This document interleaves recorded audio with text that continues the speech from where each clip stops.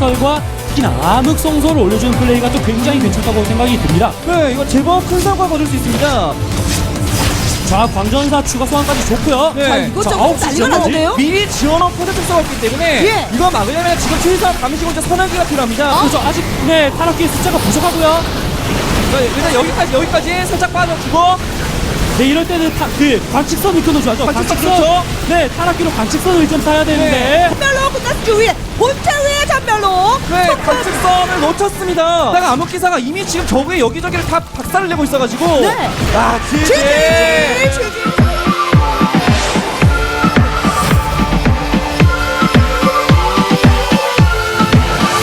자, 백과 다 보고 나왔어요. 감수군주. 그렇죠. 상대의 저런 체제를 다 확인하고 나서 이거 거신 소수 믿고 이제 멀티하러 나오면 이거 한번 밀어볼 수 있겠는데? 그렇죠. 분명 이런 생각을 할 수 있고. 그렇죠, 그렇죠. 네, 근데 이렇게까지 입을 크게 벌리고 있으면 포커스가 답답할 수밖에 없습니다. 오라는 거예요. 업그레이드 만큼 네, 정리한 플레이 해주고 있습니다. 네, 끊어줬습니다. 프로토스도 지금 강현아 선수가 앞마당에 일정 경력을 소환해야 됩니다. 네. 저 위쪽으로 올라가서 병이 뚫었나요? 거신 순식간에 녹았어요. 네, 소방패를 너무 늦게 켰습니다. 그렇습니다. 네. 지금 병력이 거신이 나와있지는 않거든요. 그렇죠. 지금. 게다가 고어볼기도 지금 업그레이드가 안 되는 애들이라서 업설된 힘들한 상대로 좀 약할 수밖에 없습니다. 거신이 밀어요. 저글링 3개가 때려가지고 뒤로 밀리고 있습니다. 아, 그렇죠. 저글링이 세 개. 우왕 킥구나. 야, GG.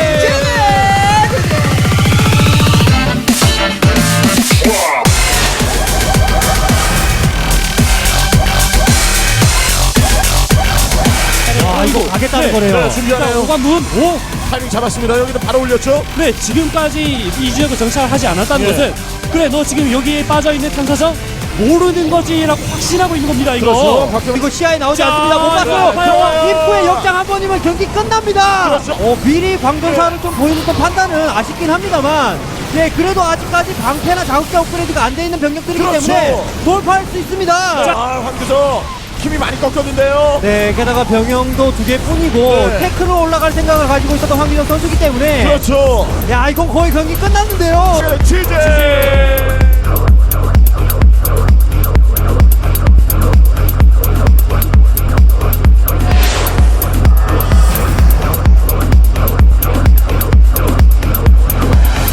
자, 2대2 싸움.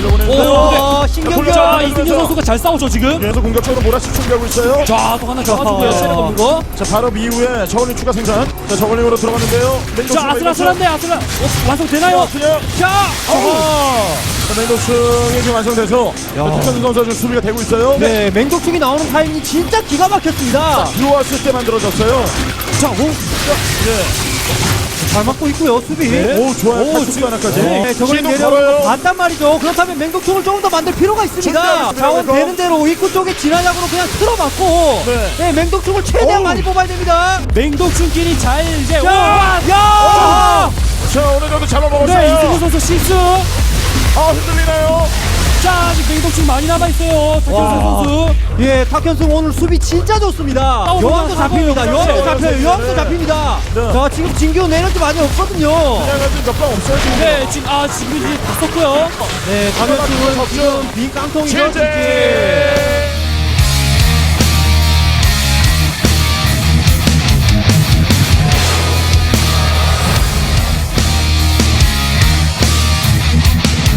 네, 지금 이제 프로토스가 탐사정을 쉬고 관문 6개나 올리고 있기 때문에 지금 이것은 거의 높은 확률로 타이밍 허식을 네. 당했다는 의도를 가지고 있고. 가수기 보고 불면차 봤죠. 이거 어리면 압니다. 지금 눈치챘을 겁니다. 네, 그렇죠. 이원표 선수가 지금 슬금슬금 시간 회복과 역장을 잘 빼냈습니다. 네, 결국 시간 회복은 전부 다 뺐고요. 예, 타락기를 보유할 수 없는 상황이기 때문에 이거는 서성민 선수가 자, 이제 역장 없어요. 역장에 여유만 네. 있으면 무조건 이기는 경기입니다. 자, 지금 에너지원이 많이 떨어져 있죠. 파수기는. 네, 올라와서 이면서 잡아먹으면 되는데요. 불면차 두기. 아, 히드라가 조금 부족해 보이는데요. 네, 여기서 데미지 딜링을 좀 해줘야 되거든요. 자, 근데 불면차 잡아냈습니다. 거치. 야, 저그의 병력이 녹아내리고 있습니다. 거치네. 건재하기 때문에 불면차 맷집 역할 제대로 해줬어요. 야, 일벌레를 좀 많이 찍었나요? 이원표 선수 이런 네. 거 못 막습니다. 위에서 찍어 누르가 병력 다 잡아먹었어요. 자, 바퀴 녹아내리고요. 제재.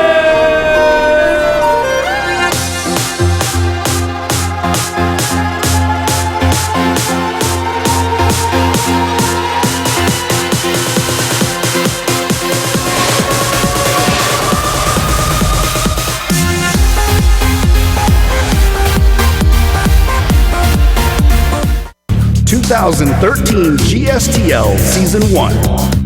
NS Hosa, Axiom Acer, MVP, FX Open, LGIM, Azubu, Prime, Startail.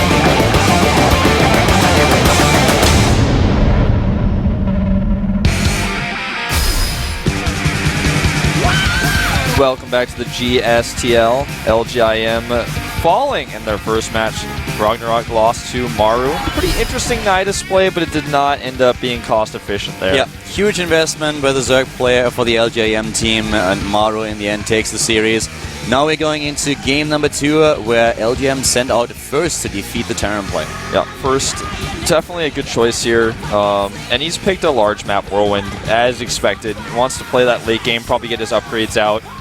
First is a player who can do all-ins from time to time, but he's more so known for his macro games. Yeah, he definitely is. Same is true these days for Maru, a player that came into the scene and being known as a very aggressive and a very cheesy player, but he changed his style quite significantly. Still tries to be aggressive in the series, but we don't see those boxy barracks against Zerg, for example, all that often anymore. So he has changed it up quite a bit. Interesting ranking change that we currently see here. So the trend for the Prime team goes all the way to the bottom. LGIM is trying to get back up into the season, but still. And as Hosa, a very sad story. Oh yeah, definitely. I mean, NS Hosa, they need a miracle. An incredible one at that. Yeah. I really like this, by the way. I like this graph quite a bit. That's really cool.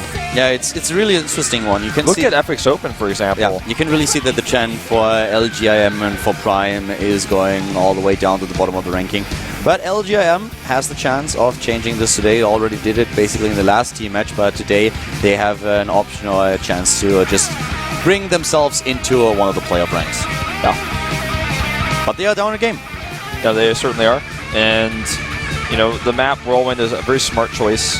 I'm hoping to see maybe something creative from Maru, though, because he's going to, if he doesn't get aggressive with drops, for example, early on, he's going to be facing that late game Protoss army, and that's, these days, what Terran players do not like to see.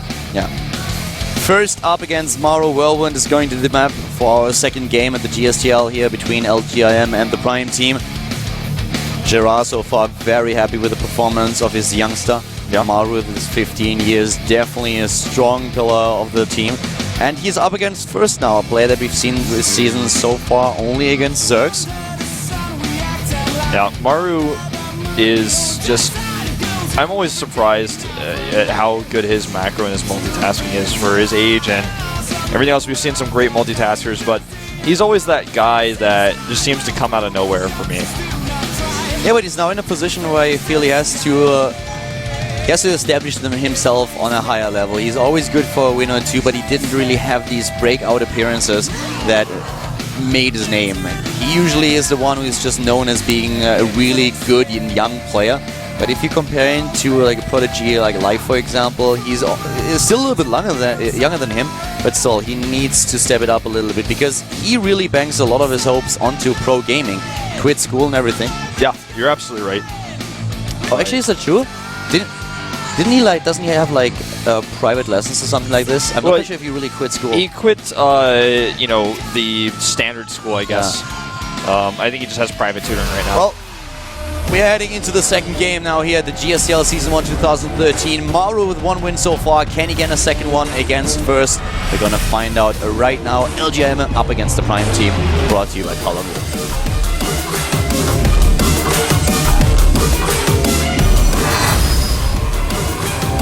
The LGM Protoss to the top left of Whirlwind.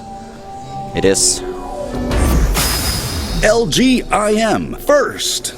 In this case, second. Yep, came out 2 times this season. Every single time against Zerg players, lost against Sniper, and then he played against Violet and Sleep, successful, I might add, in the match against Team Azubu, before falling to Symbol. To the top right we have his opponent, taking down Ragnarok in game number 1, the Marine Prince. Maru Prime. Maru a game up here, and we'll be going for a Command Center first. He wanted to play against a Protoss player. They were hoping for Protoss to start things off for LGIM. Mauro said that he was not really that confident in his abilities to defeat a Zerg player, but he took out Ragnarok, and now he finds himself in the matchup that he was hoping for. And unfortunately for him, his command surge is going to be delayed so much by this probe. And he's going to have to pull 2 more SCVs down to defend it. This is great for first, though, because he can alter his build now that he's seen this. And he, of course, is a little bit lucky with his scouting pattern here, spotting Mauro at the first position immediately, and goes straight for the SCV.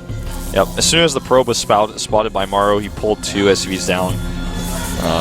That's what you have to do. Yeah, it takes 3 SCVs to build a CC first. That's how it is. Singapore, welcome. Thank you for coming. Welcome to Seoul. But you know, that's exactly what you have to do. First, didn't even bother with going into the main base with this probe at the beginning because he knew, I mean, what is he gonna scout? He already sees that there's a command center on the low ground, so he's just trying to delay it for as long as possible with attacking the building SCV. Now sees that there's a double barracks following for Mauro and gets out with the probe. Doesn't have a worry in the world, and even tries to annoy his opponent maybe even a little bit more. And as Legend showed, as I predicted, he was going to just pull out of gas, didn't mine a single gas, and then went into the faster Nexus. So he's able to respond here. Now that he has the gases up, he can just put his probes right back inside, as he's already done, and he's going to be able to tech and get his Nexus up. And Mauro is not going to scout that for quite some time. He scouts to the bottom right at first, is not going to see his opponent, and should then straight go to the top left. Yeah. With the timing of the SCV scout, he should know that there is no chance that the Protoss player spawned at the bottom left. You're correct. And the probe back at home. Mauro's stats for Whirlwind are horrible. 5 losses, not a single win. Yeah, and that may have been part of the motivation for this strat. Stargate goes down. This could be one of 3 things. Definitely not going to be carriers, but I think we're going to see potentially an Oracle coming out. Yeah, I'm really sure it's going to be an Oracle play that we see out of first here. Would be surprised to see him start with something else. He could do a Void Ray all-in. We have seen that in the beginning of Heart of the Swarm. People are starting to find out the Void Ray is really strong to push those bunkers down, but more than likely we'll see a Oracle. Probably not going to see Phoenixes, but we have seen that too, so... Yeah. We've seen Phoenixes. I still think it's going to be an Oracle play. It would make a lot of sense here. Doesn't have to be, but yeah. And he needs just a little bit more gas before he can start that Oracle. Definitely not going to be a Phoenix because he would have started it otherwise. SCV trying to get as many scouting information as possible. Goes down, only seeing the base. Here comes the Oracle now, so far unscouted by Mauro. We don't see a scan in the main base. So now it comes down to the question how well Mauro is able to hold up against the Oracle harass. Exactly. And you know, he doesn't really have a lot of structures to the left side. If the Oracle is able to dodge that one supply depot that Mauro has to the left side of his main base, it should do quite a significant amount of damage. The Mothership Core is already on its way. The Marines are taking position at the main command center though, and that will help him a lot. You know what would be really cool is if he waits with the Mothership Core, and see, right now he's scouting to see where the depots are so he can dodge them, but if he slows the Marines as the Oracle goes in, he doesn't quite have enough energy yet, but he will soon. If he slows the Marines, then the Oracle can do so much more damage. We have a missile turret right at the front. Mauro doesn't really know what's going on here, and he knows that this could be a frontal attack. It could also be sneaky DTs or anything, so he's going to be safe against everything here. But here comes the Oracle, and the Marines are at the ramp. A lot of kills here. Yeah, he's definitely not paying attention. The Mothership Core tries to slow, but it's a bit too slow itself, not able to get it off. Yeah, but that's already 7 kills, and he might even get another SCV. Leaves it at 7 for now. That was really well done here by First. Gets a lot of kills. Yep. And has a second Oracle now headed straight towards the natural. He has to be careful about that bunker, but he does skirt right around the bottom. And he's going to be able to target those mules down if he does. Yeah, very well done here. That's really bad now for Mauro. I mean, he's losing a lot here. But the Oracle in the main base goes down. A bit of a misstep here by First. Yeah, a little bit sloppy there. Well, this one is still doing, you know, a lot of pressure. He's still delayed a lot of mining, and he could get maybe one more. Decides to fly away instead. Yeah. Double Forge now coming up for First, and he's in a really good spot here, taking down a lot of harvesters of his opponent, heading also into the robotic spray for his Colossi switch. Yeah. I mean, killing those mules is huge because he's already up about 15 harvesters here, so 50 to 37. And killing the mules means that the mule advantage that Terran has, which of course they're already behind because they don't have Chrono Boost, is negated. So that was a good target. I like his choice to do that. 10 Harvesters killed in total, and then the additional 2 Mules. That was definitely a successful harass by first. Could even have been a little bit better if he would have been more careful with the 1 Oracle in the main base, but as it is, it's already a very, very good trade. I kind of have a UI question for you. I don't know if you know the answer to this because I don't particularly remember. I know I used to know. If you kill a mule, does that actually show in the workers killed tab? No, does it? I thought so, but I was not sure. Double upgrades now being chrono boosted here for first. Maro is going into, well, first of all he has to defend against the Marines, against the Oracle here, which is not going to be a problem. But he's heading now into the combat shield, has the +1 attack upgrade also on his way, and is moving out with his Marines. Nice revelation here being used. There comes a Stim trying to chase down the Oracle. Not quite sure why he did that. Yeah, I was a bit overzealous. I really like the position that the reveal gives first right now because he knows whether or not the army is going to come to his third base and whether he needs to move his position from his natural, without even having an observer in position necessarily. He's able to know this. Yeah, so now another Stim. He sees it up there with his factory, but I don't know why he thinks he can get that. That's a bit weird. Oracles are really fast, so even with Stim, it's not easy to chase them down. And using 2 Stims already with those Marines puts them on half HP. Combat Shield wasn't ready, and we don't have too many Medivacs in the game. So these Marines don't stand a chance. Those were like the worst Marines ever. Yeah. They were rookies. They had no idea what they were doing. Yeah. They were a bit trigger happy. They wanted to get their first kill. Did not happen. 1-1 about to finish here for first. He's got that upgrade lead. It's going to be really, really hard for Maru to get any sort of momentum. I don't even think he saw the Nexus there. No, he didn't. Yeah. He wasn't up the ramp. You're right. This is a really... I don't even know how this position could be much worse for Maru at this point. He's really behind. He's on 2 bases against 3. The range upgrade for the Colossi will be done by the time he arrives. Revelation was once again used very well by first, so he's just running into a trap here. The first Colossus is already here, and Maru is now in a position where catching up will be very hard, if not impossible. And there's no way for him to attack, because he's revealed now. So if he wants to take a chance and go into the natural, that may be something he could do if he's not revealed. But, there's even an observer here. This is like a lost situation for Maru. He can't really attack into this composition. He cannot transition out of it. He's trying now to add the double starport for the Vikings, probably going for an all-out attack. But the situation, given time, is just going to improve for first. Yeah, he's just going to do an SCV pull for sure, because he doesn't even start at a command center. The thing is, if he had a third base he could just move, he would do that, but he doesn't have that. So he's going to have to do the SCV pull, probably with his first few Vikings. +2/+2 has been started. Maru could try to drop, maybe with good drop play, and he's heading into the main base now. But there's already a Stalker Warp in, we have the Mothership Core on the way, and there's a Colossus. There's no way that Maru can approach this. This is just horrible for him. Yeah, this is terrible. He's going to have to pull his SCVs pretty soon.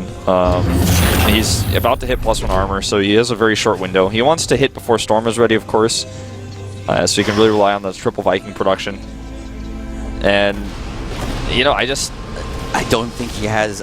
even with the SCV pull, I just don't see this working. He has 5 sorry, not Vikings, but he has 2 Vikings, he's getting more, he has 5 Medivacs, and he's maybe going for a Doom drop. But if first stays on top of his game as he did so far, I don't see this happening. Storm is already halfway done, +2/+2 will be completed by the time that Maru is going to hit with his attack. That was a weird scan. I'm not quite sure what the Colossus is doing over there. Yeah, he needs to be careful with that. He's going to get revealed again. On all the Medivacs. I love how he's using his Oracles. I really like this. Not only the initial harass that he executed, first that is, but now the Revelation skill, every single time hitting so many units. He knows everything that's going on, even has an extra observer right at the front door of Maru.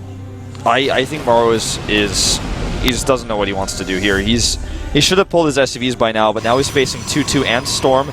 And with all the cannons going down, Verse just knows, he's like, no, I know he's just going to do an all-in. I'm going to make a bunch of cannons because he doesn't have a third base. And he's even going to go check with his Oracle right now. There's Maru the is basically checkmate here. Yeah. He's desperately trying to move out with the SCVs, which is scouted with the Observer. So here comes an Oracle into the main base once again. Needs to be careful as there is a missile turret. But we have Storm, we have 6 High Templars, we have the Mothership Core with enough energy for a double time warp. And he has Storms, don't forget. Yeah. Not enough energy yet, but this is going to be a disaster. should be. Well, I mean, it's the about position is good. position. There's the first Storm, a nice dodge so far, and the Marauders are trying to take down those High Templars before they can Storm. The second Storm hits home though, and Maru is dropping in supply rapidly. Yeah, and all he needs is another warp, and a few more gateways are finishing right now. The cannon's working against him. He's got the Mothership Core. He's not really using it though. Yeah, he's not using the Mothership Core at all, and he doesn't have another Storm available. The High Templars are still there.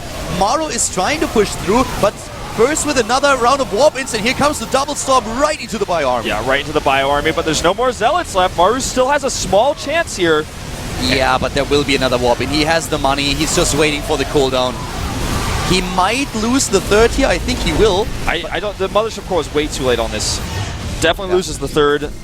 But still, the SCVs at the right side of the map have been killed by the Zealot run by. The SCV count should be really low. It's at, I think 2. No, 11. 11 against 66. So yeah, in terms of army supply, Maru still has a bit of a force in the game, but now we have Archons being more thinking. That Doom drop that he's trying to execute is his last hope in the game. His economy is in tatters. Yeah. The Oracle's still alive, and he's probably going to go around now and try to search for that army. He will miss it. There's a cannon though, there's a High Templar you can feedback. If you feedback correctly, you can kill one. If he can snipe the Nexus, he might be able to pull this off. Needs to try to. Here come the feedbacks, and the Zealots charging in. The rest of the army already on the way. The Archons chasing. The Medivac away, not taking him down though. Oracle should just go immediately chase and reveal those. You know, as it is, Maru is still far, far behind his opponent, but the attack actually was better than expected. The Mothership Core not really doing as much as we thought it would. The Storms weren't as great as they could have been, but it was enough. The lead for first was so incredible that Maru just doesn't have a chance to come back into this game. Yeah, he's pulling a Marine King here in this game right now by his GG time. Let's not forget about the upgrade lead that first still has. It's not like Maru had suddenly a chance to catch up here. Still Zealots running past, trying to take down the mules, maybe the supply depots here. Another set of SCVs has been pulled by Maru. He's going in once again, but he has Templars against him, Archons. It's just too much. There are no ghosts for EMPs or anything. No. And Guardian Shield, just one sentry, perfect Storm. Second Storm on the medevacs. Here come the feedbacks, and GG. Maru leaves the game, and first has done it.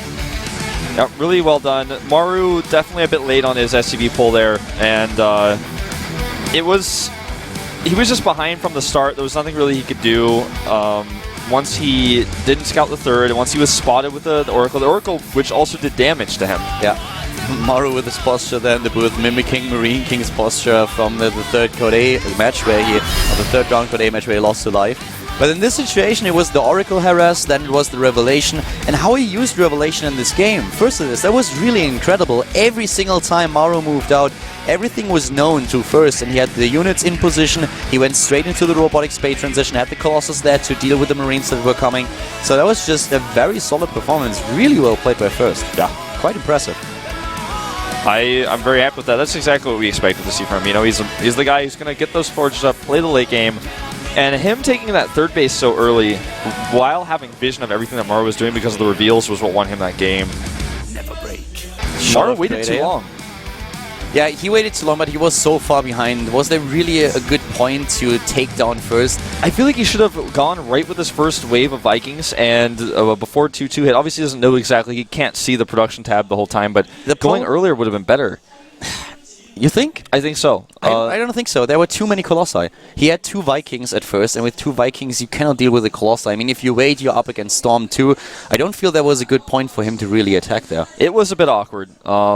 Waiting, though, until Storm was done and 2-2 was done. Yeah. Maybe some sort of middle ground there with like 5 to 8 Vikings would have been good. I think you just was in such a bad position. Whatever you do is a bad choice. There is no good choice in this situation. Exactly. He was already way too far behind.